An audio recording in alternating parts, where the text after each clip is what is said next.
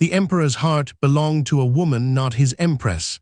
This was an empire's secret. For over 6 decades, Emperor Franz Joseph I reigned over the Austro-Hungarian Empire, a figure of immense power, bound by tradition, duty, and a marriage that was famously, tragically distant.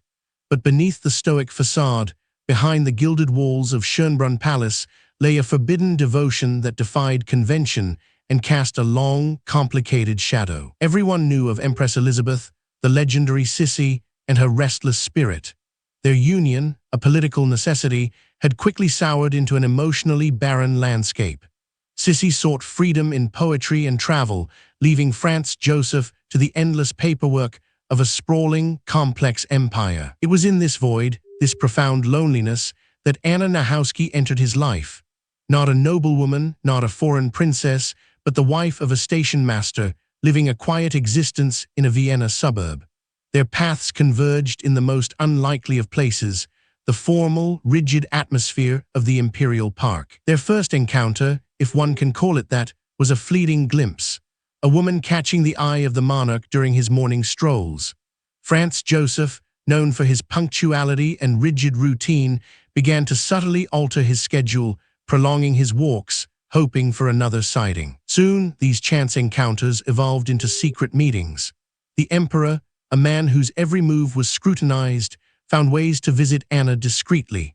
Their clandestine romance began in 1875, a perilous game played under the very nose of the court and the watchful eyes of an empire. Anna Nahowski was, by all accounts, a striking woman, intelligent, discreet, and possessed of a quiet strength. She provided the emperor with something his marriage lacked: genuine companionship, a listening ear, and a refuge from the crushing weight of his imperial responsibilities. Their arrangement was meticulously structured, almost like another one of the emperor's imperial decrees. Anna was provided with an apartment near Schönbrunn Palace, ensuring easy, yet discreet, access. Franz Joseph would visit her, often late at night, slipping away from his official duties. For over a decade, this secret affair blossomed. Anna bore him 2 children, a daughter named Helene and a son, Franz.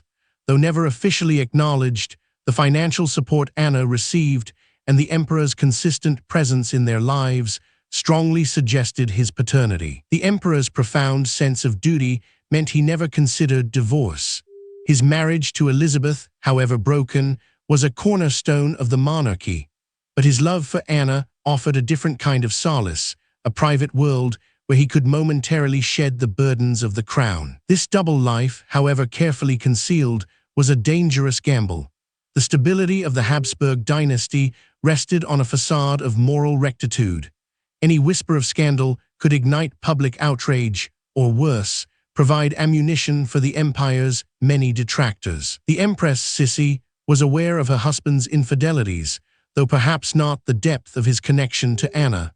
Her own pursuit of freedom meant she had little interest in her husband's romantic life, as long as it remained discreet and didn't impinge upon her own liberty. The arrangement between Franz Joseph and Anna continued until the late 1880s. It was around this time that the emperor's affections shifted, not entirely away from Anna, but towards another woman who would also play a significant, if less documented, role in his personal life. Katharina Schratt, an actress at the Burgtheater, captured the emperor's attention. She was vivacious, charming, and possessed a wit that delighted the often somber monarch. Unlike Anna, Katharina moved in artistic circles, a world far removed from the imperial court. The relationship with Katharina Schratt was different. While still a secret, it was one that the Empress Elizabeth herself subtly encouraged. Sissi saw Katharina as a comforting presence for her husband, a friend who could offer him the warmth and companionship she herself could not. Katharina became Franz Joseph's dear friend. Their correspondence, later revealed, shows a deep affection, a shared humanity. She was his confidante, his companion for morning walks, his comfort during moments of personal tragedy, of which there would be many. The shadow of these affairs, particularly with Anna Nahowski, stretched beyond the private chambers. It highlighted the profound isolation of the monarchy, where even the most powerful man in Europe sought solace outside the rigid confines of his public life. The children Anna bore, Helene and Franz, lived lives largely overshadowed by their imperial connection. Helene eventually married, but the whispers of her true parentage followed her. Franz, sadly, died young, a tragic footnote to a forbidden romance. Anna Nahowski, for her part, eventually divorced her husband and received a substantial settlement from the emperor. She maintained a dignified silence about their relationship, only revealing the full extent of their affair in a memoir discovered decades after her death. The assassination of Empress Elizabeth in 1898 plunged Franz Joseph into even deeper grief. Katharina Schratt remained his steadfast companion, a vital source of comfort. Their bond endured until the emperor's death in 1916, 2 years before the empire itself crumbled. The story of Franz Joseph's forbidden love with Anna Nahowski and his enduring friendship with Katharina Schratt peels back the layers of imperial grandeur. It reveals a man, a human being, grappling with loneliness, duty, and the universal need for connection. These private dramas, played out against the backdrop of a vast empire, serve as a poignant reminder.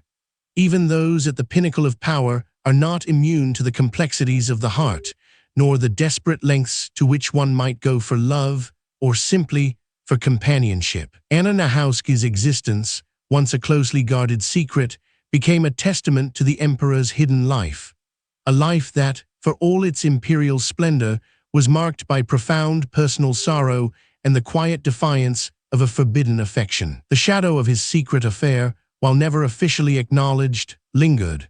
It subtly influenced the emperor's decisions, his disposition, and ultimately forms another intricate thread in the tapestry of a dynasty on the precipice of collapse. Understanding these personal narratives offers a deeper insight into the human cost of royal duty and the enduring power of a love that dared to defy the throne. Next, explore the tragic fate of Franz Joseph's son, Crown Prince Rudolph, and the Mayerling incident.